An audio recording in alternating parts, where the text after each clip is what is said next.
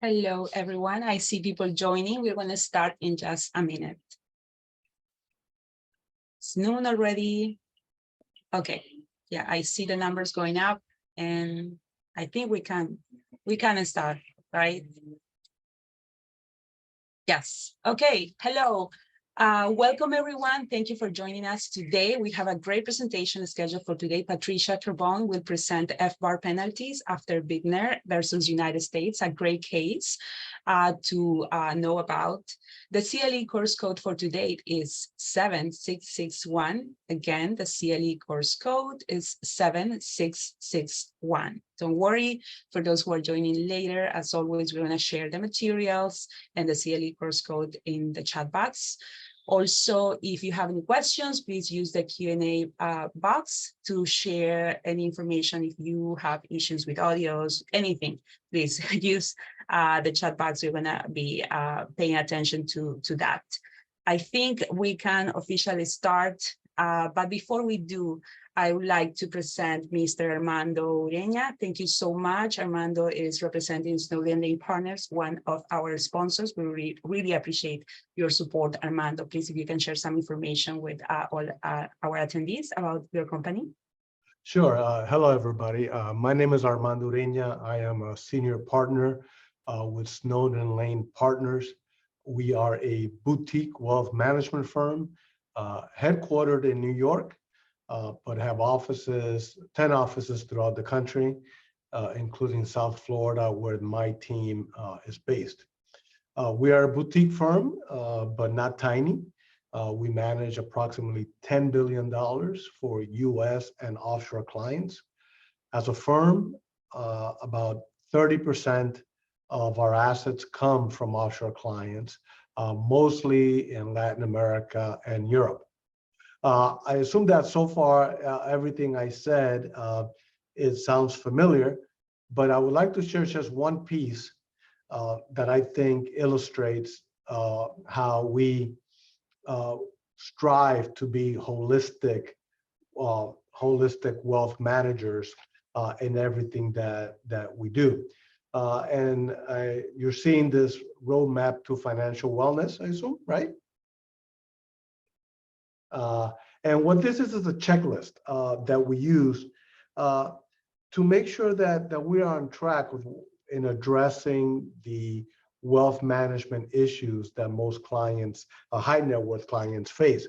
It's also a sort of a scorecard for clients to make sure that we're communicating to them that there are certain matters that need to be addressed. We all know that many high net worth clients have gaps in their financial and wealth management issues. So this is just one of the tools that we use to help ourselves and keep clients on track. We've been a sponsor of the tax section for 2 years now, and we're very happy. We're very engaged with the tax section through the CLE, through the many events that the tax section has. So we look forward to continuing that engagement and continue to be, interacting with many of you that I've already met. So thank you for the time, and have a great afternoon. Thank you, Armando. As always, we appreciate all your support, because we would not be able to put these free CLEs without the support of our sponsors. Thank you. And now, without further delay, let's present our speaker for today, Patricia Carbone. She's the owner of Carbone Law, PA, in Orlando, Florida. Her main areas of practice involve representing clients before the Internal Revenue Service in collections and audit cases, as well as in the United States Tax Court, and defending white-collar cases in the Middle District of Florida. Patricia is originally from Massachusetts, and she graduated from Brandeis University in 2006 with a double major in political science and mathematics and a minor in economics.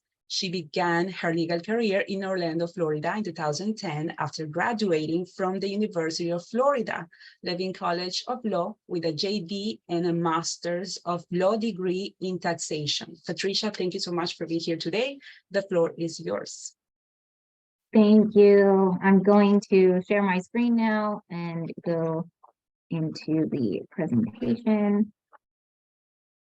So thank you for joining us today on the presentation about FBAR penalties after the Supreme Court's recent decision in Bittner versus United States. Just to go over the agenda before we begin getting into the details, the presentation is going to start with an introduction of the relevant statutes regarding FBAR issues, and then go into an overview of the Bittner opinion, followed by some extrapolations from the opinion, and then other cases that are currently pending in courts around the country, with mostly a focus on some cases from the 11th Circuit, but a couple other areas as well. And then going into what's left of the FBAR compliance programs and just a little conclusion to wrap up. Some of the relevant statutes that we're going to address include 31 U.S.C. section 5314, followed by section 5321 for the civil penalties, and then 5322 for the criminal penalties. I'm not going to spend as much time on the regulations, but you can look them up on your own. I wanted to at least cite the regulations regarding the types of accounts to be reported and the forms that you can report the account on, which is now commonly known as the FBAR. And then also the regulations addressing the deadlines for filing, but still with deadlines, it's always more appropriate to check the current advice from the IRS and FinCEN on their websites. So the initial point of analysis in Bittner started with 31 U.S.C. section 5314. So that's where we're starting here in the presentation. This section imposes a duty to keep records, file reports, or keep records and file reports when making a transaction or maintaining a relation with a foreign financial agency. Most commonly, this is for taxpayers who have bank accounts outside of the United States. And then they're required to report these accounts on the FBAR form on an annual basis in the manner that the Secretary prescribes. That's how we get into the regulations and then the guidance from FinCEN on how to fill out the FBAR. So basically, they want to know the identity and address of participants in a transaction or relationship, the legal capacity in which a participant is acting, and the identity of real parties in interest, and a description of the transaction. When FBARs are not timely filed or not filed in a complete or correct manner, the statutes also impose penalties. First, there's civil penalties, which begin with the language that was contested in the Bittner opinion. Here highlighted in bold underline, this was the main issue in that case, was what would be the amount of the penalty in a situation where a taxpayer is non-willful and they fail to report either an account or fail to report multiple accounts. So here, this language says, except as provided in some paragraph C, the amount of any civil penalty imposed under subparagraph A shall not exceed $10,000. And the main question in Bittner was, is that $10,000 per FBAR form filing or per violation? So if the taxpayer leaves off 2 accounts, is that $10,000 for failing to report 2 accounts, or is it $10,000 per account? In the civil non-willful context, the statute also does allow an exception for reasonable cause, stating that no penalty shall be imposed with respect to the violation, if it was due to reasonable cause and the amount of the transaction or balance in the account at the time of the transaction was properly reported. This did come up in the oral argument in Bittner and a footnote, as we'll see later. But one of the issues that was glossed over was the willful violations in civil cases. So in this circumstance, if a person is willfully violating the statute, section 5314, the maximum penalty shall be increased to the greater of $100,000 or 50% of the amount determined under subparagraph D, which broadly speaking looks at the value of the account that was improperly reported. A little more in depth than that, but at least for the purpose of the Bittner discussion, we're not going to get into the details of the willful violation.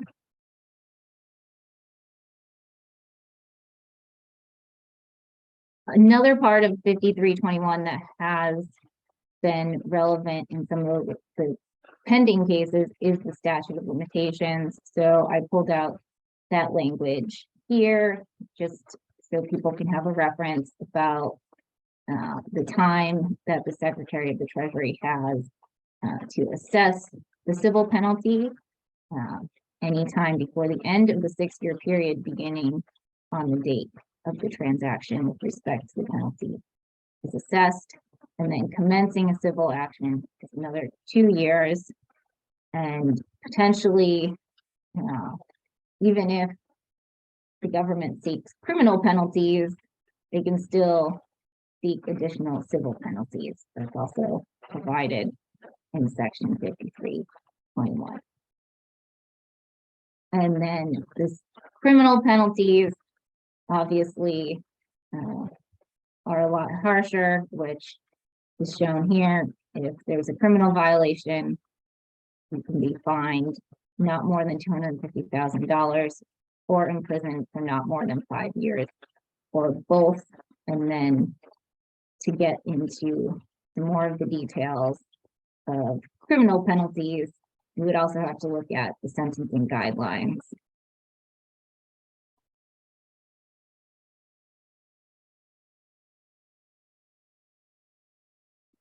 Just as an introduction to the Bittner opinion, I think it's important to note that Justice Gorsuch wrote the opinion, and the majority includes all of his opinion except for Part 2C, because that part was not joined by all of the justices.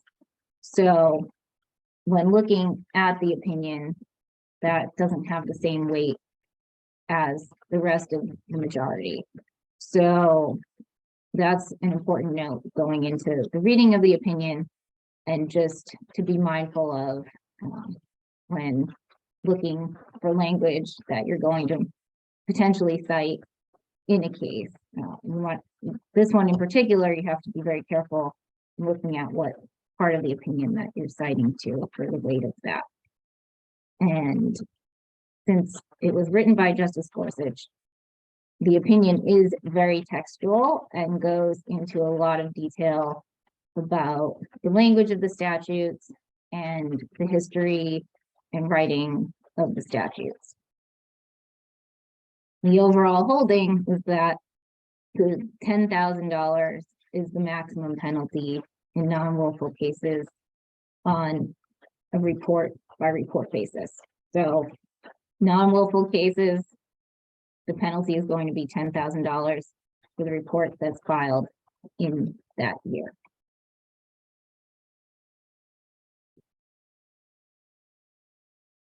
Part of the reason that the Bittner case ended up at the Supreme Court is because of two cases, not only Bittner, but also another case called United States versus Boyd, and that was from the 9th Circuit. Bittner came from the 5th Circuit. So in the Boyd case, Jane Boyd was an American citizen. and she held 13 relevant accounts in the United Kingdom. The value of her accounts increased significantly in 2009 when her father died and she deposited her inheritance in these accounts, which increased the aggregate value over $10,000. She did not timely file an FBAR for 2009, but filed it late in 2012. The government imposed a non-willful penalty of $130,000, $10,000 for each unreported account for that 2009 year. When she appealed to the Ninth Circuit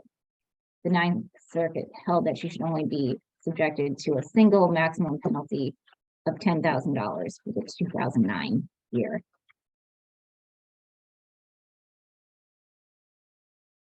Even though her FBAR was untimely, it was still accurate, and that holding was for the $10,000. In the Fifth Circuit, Alexandru Bittner, who was born and raised in Romania, immigrated to the United States at a young age and later became a dual citizen. For a period of time, he returned to Romania to live and work there, and then moved back to the United States in 2011 when he learned that he had an obligation to report the foreign accounts during that time that he had been living outside of the United States. An accountant helped him file the FBARs for the delinquent years 2007 through 2011. However, the government informed Mr. Bittner that he had failed to report accounts for which he had signatory authority, one of the categories of accounts that is required to be reported on an FBAR. So Mr. Bittner hired a new accountant and reported each account in detail. He did have enough accounts potentially that he could have used the checkbox for 25 or more accounts and wouldn't have to have listed them all individually, but instead they did go back and amend the FBARs to add his 61 accounts from 2007, 51 accounts, 2008, 53 accounts in 2009, and then 54 in 2011. Here, the government again sought the non-willful penalty in the amount of $10,000 per account. And in his case, he had 272 unreported accounts, which would have been a penalty of $2.72 million. The Fifth Circuit agreed with the government, and that led to the split decision, one circuit saying 10,000 per form, the other saying 10,000 per account.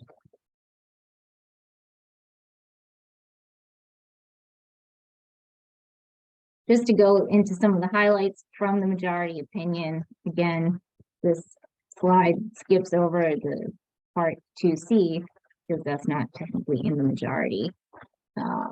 In part 1, this part just lays out the factual portion of the opinion, which is the background of the Boyd and the Bittner cases referenced before. Part 2A, section, one of the highlights was this quote that section 5314 does not speak of accounts or their number. The word account does not even appear. Instead, the relevant legal duty is the duty to file the reports.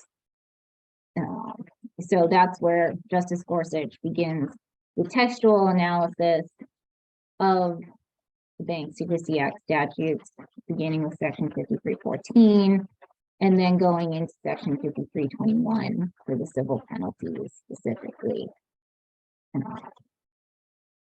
He also noted that section 5321 did not speak of accounts or the number of accounts for non-willful violations, but did reference accounts in the willful violations context. And one of the other highlights from part 2A is the footnote where the court said that what, if any, mens rea the government must prove to impose a non-willful penalty is not before us. So there's always a lot of debate and analysis in the FBAR cases about what it means to be willful versus non-willful. And here the Supreme Court said, we're not going to address this.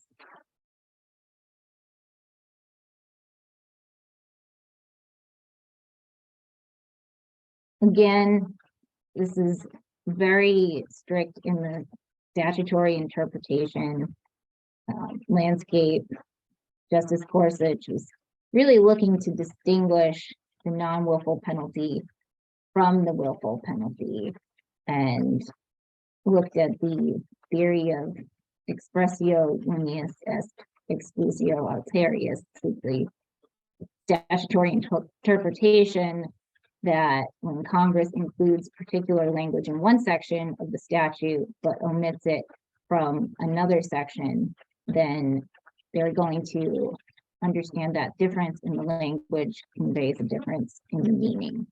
And that was really the comparison that he took from the fact that the per account penalties were in the willful violation part of 5314, but not in the non-willful violation.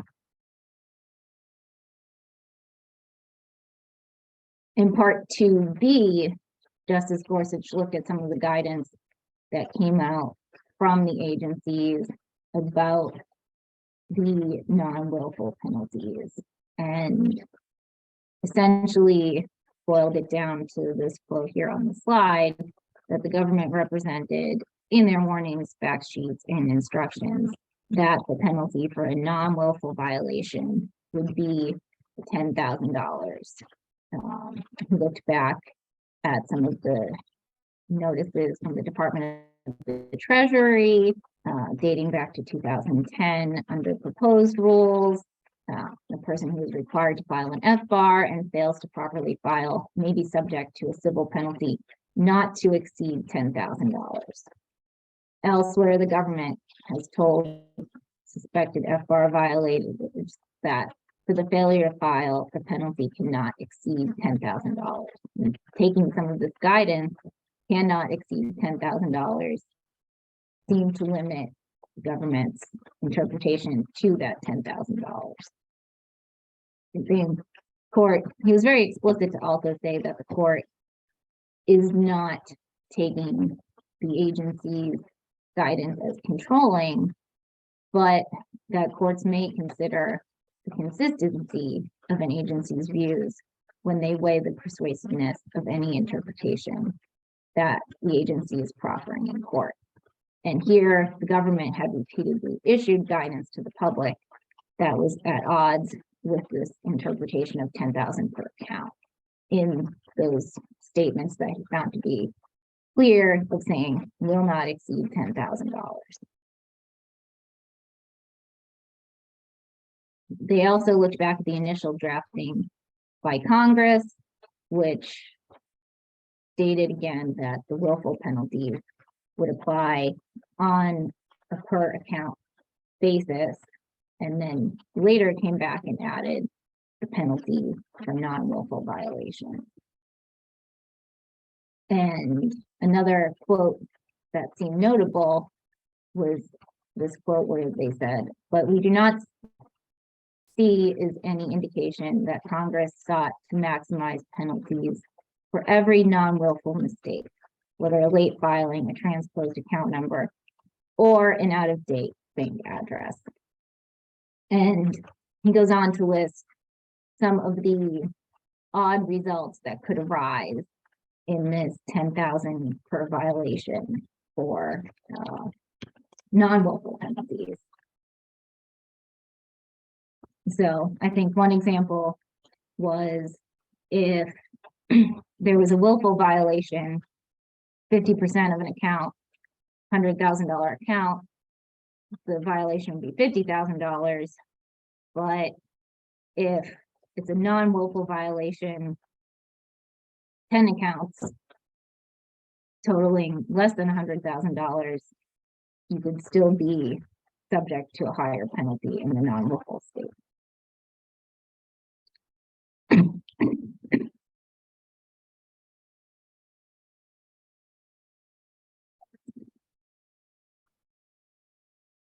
just a couple of updates of where this case has gone.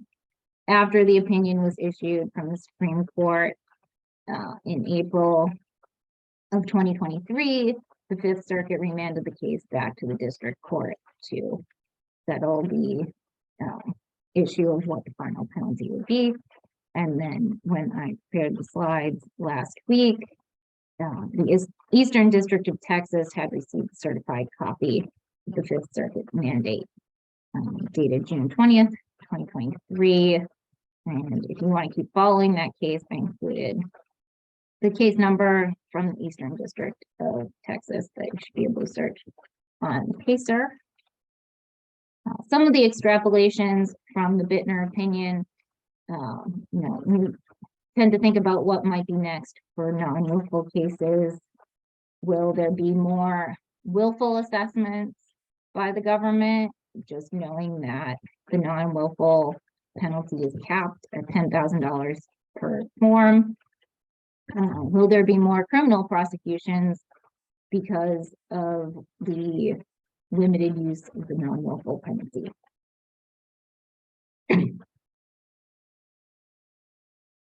There is definitely language that can be interpreted for both sides, both for the government, both for the taxpayers, but a couple of things that I wanted to highlight for the government side was the quote that was on the cited page of 719 to 720, that second bullet point here, that whether a report is filed late, whether a timely report contains one mistake about the address of the participants in a transaction, or whether a report includes multiple willful errors in its description of a transaction, the duty to supply a compliant report is violated.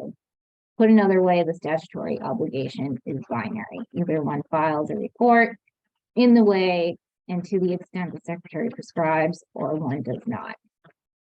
Multiple willful errors about specific accounts in a single report may confirm violation of 5314, but even a single non-willful mistake is enough to pose a problem. One way or another, 5314 is violated. The only distinction the law draws between these cases concerns the appropriate penalty. And this seemed important because it is making essentially a binary violation of the statute. You either have the violation or you don't, and then it's just a determination of whether it was willful or non-willful. And again, going back to footnote 1, that what if any mens rea the government must prove to impose a non-willful penalty is not before us. This doesn't give any more clarification to taxpayers about what non-willful is going to mean going forward, especially since these FBAR rules have been in play now for over 10 years in the public eye, at least becoming more public around 2008 through 2010, and the different programs that will be highlighted later. As time goes on, it seems like it's going to be more and more difficult to make a non-willful argument, and the Supreme Court isn't giving the taxpayers any guidance on what might still put you in the non-willful category. A couple of highlights for some of the language that may be favorable to the taxpayers. I particularly like this quote here, that the Bank Secrecy Act does not make it illegal to hold foreign accounts, nor does the BSA tax those accounts. To the contrary, the federal government has acknowledged that U.S. persons maintain overseas financial accounts for a variety of legitimate reasons, including convenience and access. And I think, especially in the world where we live in Florida, there are a lot of people who are here from other countries.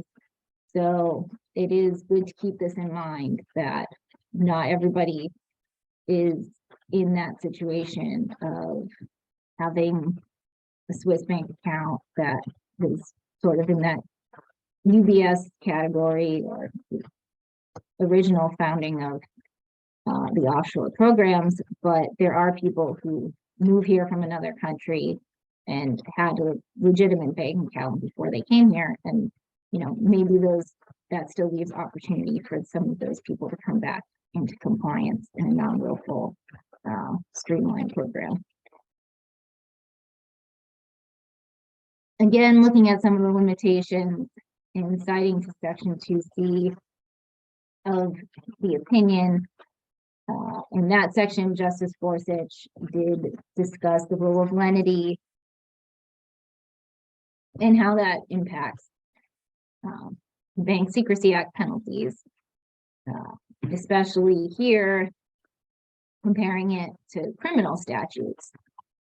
In a case like Mr. Bittner's, involving 5 reports and 272 accounts, if that had been charged on a per account basis for the criminal statute, he could face a $68 million fine and over 1,000 years in prison, rather than 1.25 million fine and 25 years in prison. So, this section of the opinion doesn't have as much weight, and I didn't really put as much into it for the presentation, but it is an interesting read about some of the rule of lenity cases and how that may be applied in the IRS context or in other defense contexts. Some of the other cases to watch, I found United States versus Hadley, also out of the Middle District. And this was a non-willful case that was pending during the Bittner appeal. And initially, the taxpayers had argued in their motion for judgment on the pleadings that the correct result would have been a $10,000 penalty per year, but the magistrate judge deciding that motion disagreed, and the taxpayer ended up entering into a consent judgment with some conditions, which worked out in their favor because the conditions allowed them to appeal to the 11th Circuit and preserve this quote unquote Bittner issue of whether it's per account or per violation per year for filing the FBAR. And the strategy paid off because they filed the appeal and the case was stayed pending the Supreme Court's decision of Bittner. And after the Bittner opinion went back June 2nd, 2023, the 11th Circuit just remanded the case to the district court consistent with the Bittner opinion. And then the parties filed a joint motion to alter the judgment and apply that $20,000 because it was 2 years of violation. So that yielded a very large savings for the taxpayer. Instead of $245,000 of penalty and interest, the penalty was dropped down to $20,000. And didn't pull up the final calculation, but definitely a difference in result by properly preserving this issue for the appeal and then addressing, coming back to address it after the Bittner opinion. So you can really see how that can affect some cases down the line. Around the same time that the Supreme Court decided Hoth, they also denied cert on, or that they decided Bittner, they also denied cert on a petition in Toth versus United States. Again, we see Justice Gorsuch writing on this issue because he actually wrote a dissent from the denial. And this case, Mrs. Toth, she was in her 80s and the daughter of a parent who fled Germany in the 1930s to escape anti-Semitism and later settled in Buenos Aires.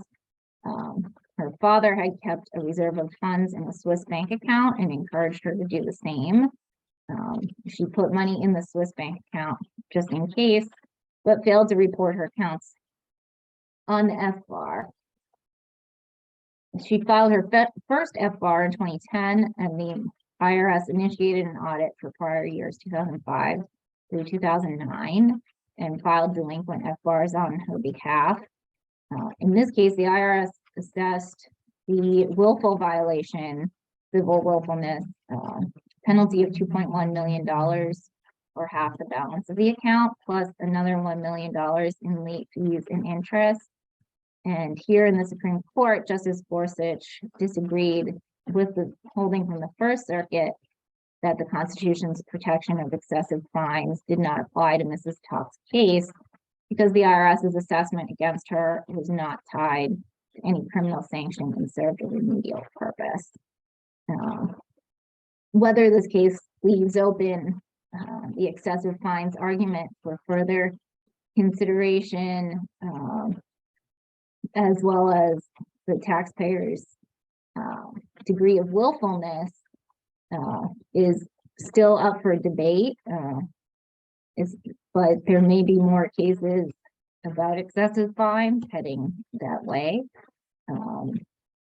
One of the issues that seemed to be a problem for Mrs. Toth was that she didn't retain an attorney early in the case, and she had represented herself, missed several deadlines, and faced default and sanctions, and had to stipulate to the fact that she had willfully failed to file the FBAR regarding the accounts for some of the calendar years. So part of her sanctions, she was stipulating to the willfulness. Would this have been a different case if those sanctions hadn't been in place? I think that's a fair question, but Justice Gorsuch has two opinions on FBARs in 2023, which may leave a little hope that we could see something else taken on by the Supreme Court. United States versus Kelly, coming out of the Eastern District of Michigan, is another case that addressed civil willfulness and is currently on appeal to the Sixth Circuit as of May 31st, 2023. Some of the general facts were that Kelly had entered into the OVDP but did not complete the process. And then the IRS assessed the willful failure to file penalty for 3 years. This case includes a pretty in-depth discussion of some of the willfulness factors, and then gets into the courts following what's known as the Safeco Insurance Company of America versus FBAR standard for willfulness in civil liability cases that allows willfulness to be applied as recklessness. And some of the willfulness factors that were found to be present in this case were creating numbered accounts, requesting a whole mail service, and having a decades-long course of conduct, which again goes back to the comment I made earlier that with some of these, all the publicity around FBARs, the programs being started in 2010, we're now over a decade of people who may have been out of compliance. And then, these willfulness factors just look very similar to other historical factors that have been referenced in other cases, such as using trusts, foundations, corporations as structures in different foreign accounts, having mail holds on the account so that the customer of the bank is requesting that they not receive the bank statements. Maybe a situation of somebody using a non-US passport to open an account, or having a family member as a nominee beneficial owner, and then having a long-term pattern of failing to file an FBAR, and then also, having a code word for the account or code name, or even in this case, the numbered account instead of in their own name. And then also moving accounts from bank to bank are some of the factors that have tended to lead towards willfulness. Even though this case isn't out of the 11th Circuit, it still seemed of note because it did address the Safeco recklessness factor, which has been coming up in a lot of the recent pending cases. One of the other cases that, if we skip to the end of the slide here, was appealed to the Supreme Court as Bedrosian versus United States. And this case has gone to the Third Circuit twice. Also applying the Safeco standard. So in the first appeal to the Third Circuit, the Third Circuit quoted that standard and found that a taxpayer recklessly complies with IRS filing requirements when he clearly ought to have known that there was a grave risk that the filing requirement was not being met, and if he was in a position to find out for certain very easily. Again, he went back to the district court, but then was appealed back to the Third Circuit again, and in trying to determine the amount of the penalty, there was an interesting issue about whether the amount of the penalty could be calculated, because the summary exhibit about the account balances was not supported by foundation testimony at trial. This is a note for all the trial practitioners out there. The Third Circuit noted the document, although self-authenticating business record, there still must be testimony linking the defendant with the documents to establish relevance. And so there was a question about whether that was sufficient to establish the value of the account that the penalty would be based upon, but because for one of the reasons cited by the court, the defense counsel admitted in their opening statement that the account balance was about $2 million. The Third Circuit affirmed the penalty amount. So definitely something to be cautious of in going into these cases and going into trials. Here is, every evidentiary foundation and objection and preserving those issues at the trial level before getting to the appeals court. And then thinking to ourselves, with the recent appeal pending, will the Supreme Court pick up this case and address the willfulness standard for civil cases? And the Supreme Court said no. As of June 20th, 2023, they denied cert on that case.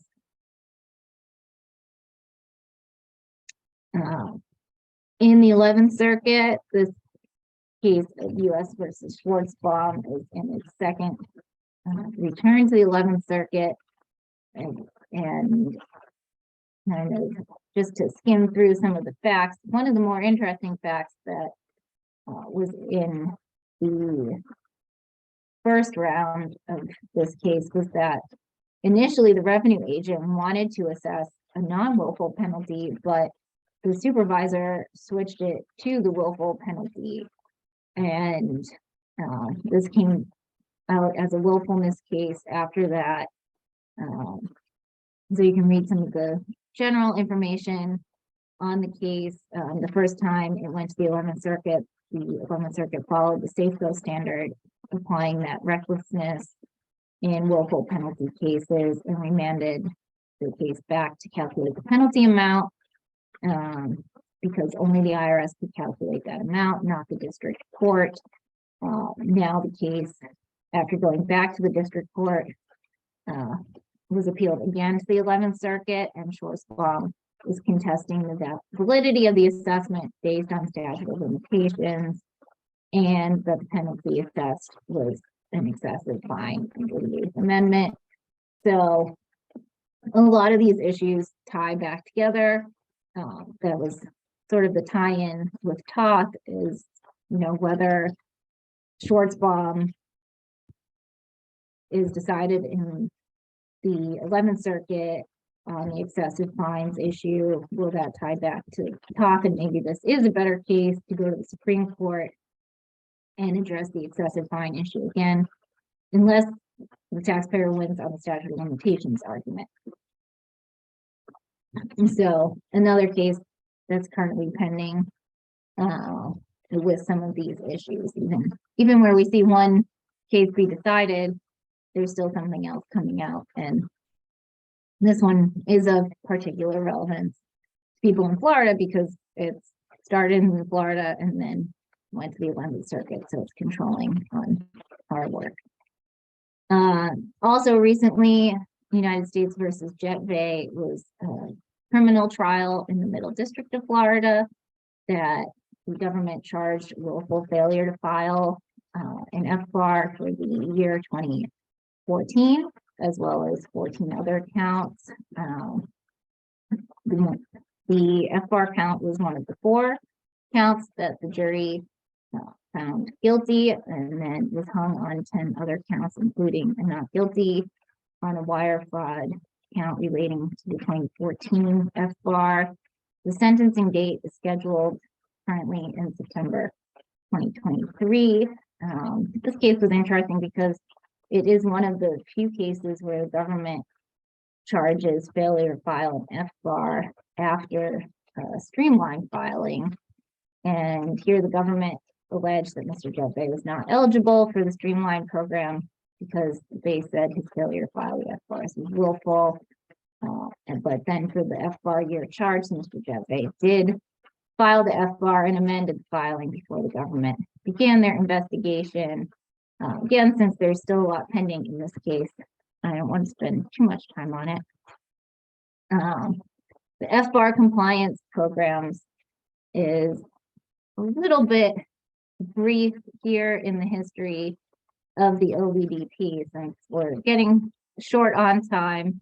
This was a more flexible slide to skim through because the OVDP is closed, although there is still some residual effects in litigation, as we've seen in that case cited Kelly, and the comparison to some of the cases like Jet Bay. So there may still be after effects from the OVDP, but it hasn't been an option for taxpayers to come into compliance since all new OVDP filings ended in September of 2018, and the IRS closed that program. A brief history of the Streamline program, which is still open to taxpayers who need to come into compliance with their FBAR filings. This program began in 2012 as an alternative to the OVDP because the IRS wanted an option for taxpayers who, quote unquote, acted non-willfully. But it did start out with very strict requirements, and then in 2014 the IRS expanded the procedures and required taxpayers to certify that their conduct was, quote, non-willful. As the conditions became more delineated, the added a special definition for what was non-resident of the United States versus U.S. resident. So the Streamline program had a foreign program and a domestic program based on that special definition. Each program had a slightly different requirement for what the taxpayer needed to file to come into compliance and then pay the tax that was due and the miscellaneous penalty. The procedures and frequently asked questions for each of the Streamline program, foreign and domestic, are still available on the IRS website. Current programs, focusing on the streamline program, this is still only available to non-willful taxpayers and does have that differing requirements, including the certification signed under penalty of perjury that they were acting non-willfully, which goes back to raising that question of how the non-willful definition is going to be interpreted. And really, just in the practitioner's point of view, it's important to look at the guidance from the courts that's available, as well as the facts of each individual case. The IRS does have the voluntary disclosure program, which is not specifically named offshore, but is more of their traditional voluntary disclosure program, and focuses on civil penalty mitigation over a 6-year period. It still has that pre-clearance element that was present in the OVDP, so the taxpayer does have to come forward and be cleared in the sense that they don't have a pending criminal investigation or civil audit against them. And then they have to provide a narrative description of what happened. And they'll be subject to at least 1 year of civil fraud penalty and the potential for a willful FBAR penalty.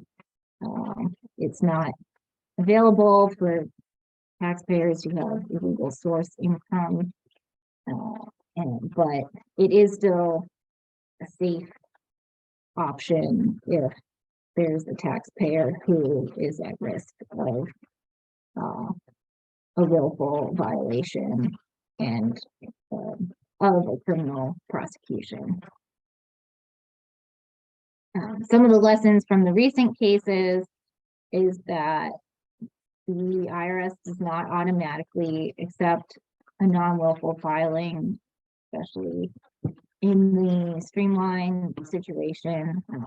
Taxpayers may still be subject to audits, supervisor reviews, such as that Schwartz-Baum case, where it seems like the taxpayer was going to get a non-willful penalty, and then the supervisor said, no, it's going to be the willful penalty, or DOJ referrals if the auditor or reviewer thinks that the streamline case was not submitted truthfully, and taxpayers who have connections abroad should also be aware of some of the tolling of statute of limitations for days outside the country and foreign evidence requests. It's just kind of a couple of side notes here.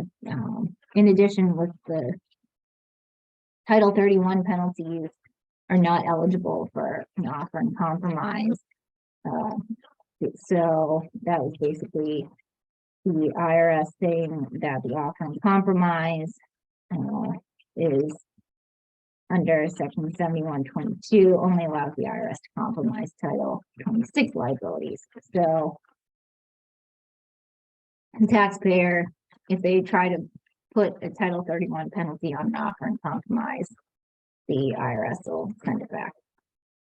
And especially if you are working on a case that involves streamlined filing or voluntary disclosure, try to always print or save a PDF of the FAQs or the Internal Revenue Manual, because it may be hard to find later, and it's much easier just have it saved and ready to go than have to go back searching through IRS archives to find that guidance.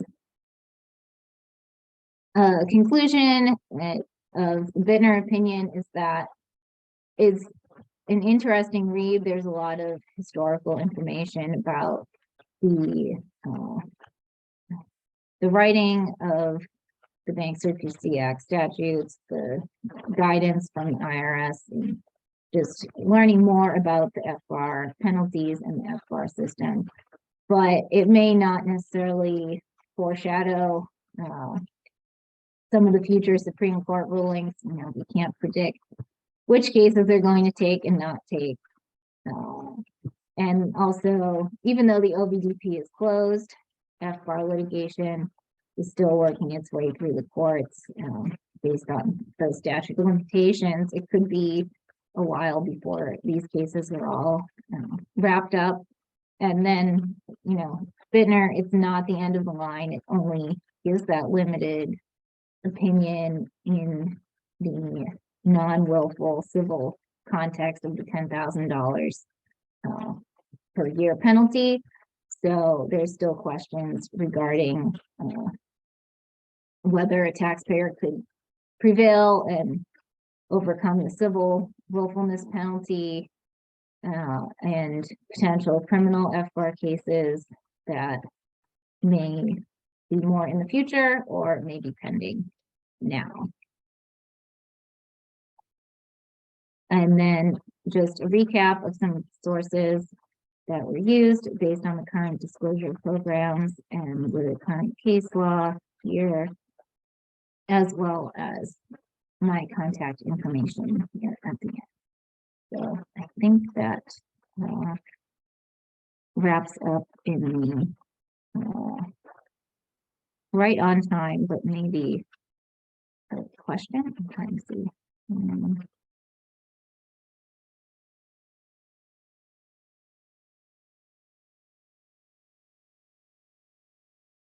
I think there's a question about personal representative of an estate with foreign bank accounts and is current filing tax return. She discovered the FinCEN 114 has not been filed at least the last 6 years. Should she go back and file all previous 6 years as the personal representative?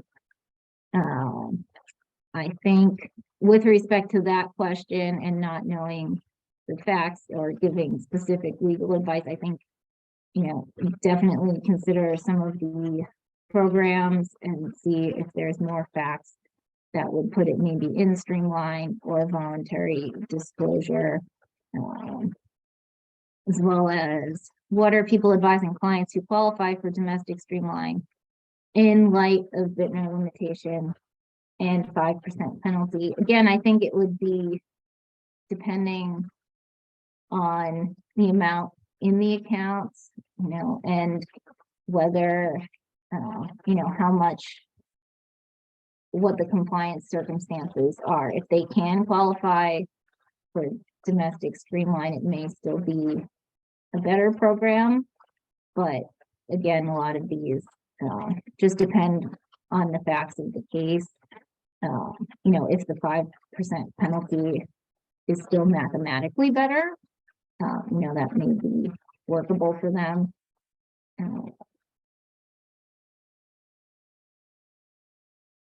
For taxpayers who paid and were assessed $10,000 per account before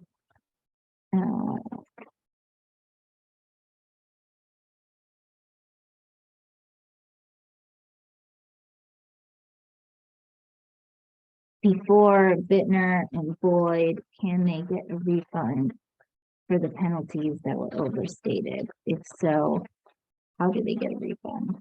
That is a great question, and I think that that's something that I need to look into further, just to give the lawyerly answer. But I think it's definitely an option to explore, maybe depending upon the timing of the assessment and the payment. That would all have to be considered, especially because of the traditional IRS rules on refunds. But Andrea, how do I switch back to you? Hi. Yeah, I'm back. Thank you so much, Patricia. Thank you for sharing all this content and all the materials that you provided. If anyone is watching this after today and want the materials, please send me an email. My email address is andrea@legacyc.com. Also, if you would like to do a presentation, please send me an email and we'll be happy to coordinate your presentation. Again, the CLE course code is 7661. CLE course code is 7661. Also, our next presentation is scheduled for August 16th. 16, we are going to talk about estate planning. The title of the presentation is Dead But Not Done, Post-Mortem Planning. To everyone that tuned in, thank you for your attendance and see you next time. And again, thank you so much, Patricia, for today. Thank you all for attending too. Bye. Have a good day.